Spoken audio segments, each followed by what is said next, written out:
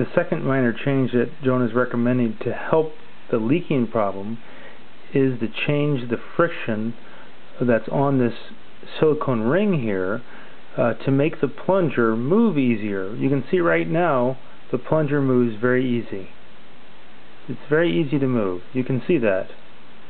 It moves in and out. But when you put the second cover on top of here, there's so much pressure on the plunger, it doesn't move. It doesn't move freely.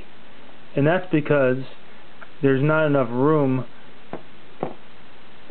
right here in the channel that the silicone ring fits in. So Jonah's recommendation is to bore this out more, which will be harder to do in the mold, but that's his recommendation if you can figure out how to do that.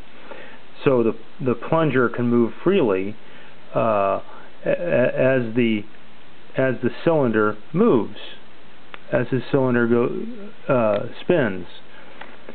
So you can see how this works quite well right now. It forms a good enough seal where you'll just have a minor leak. And once Jonah gets a real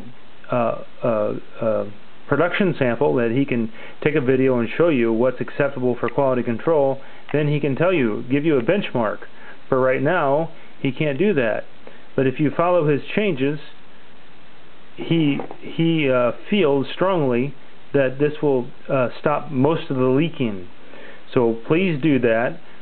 He's been doing this gun for 2 years, so he knows all the intricate details and mechanics.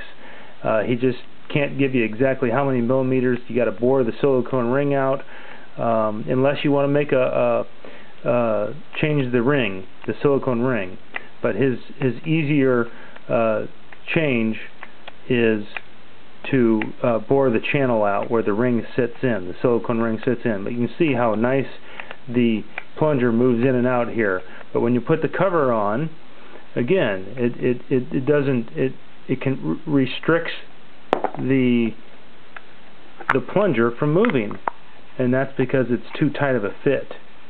It's too tight, so it's hard for it to move in and out.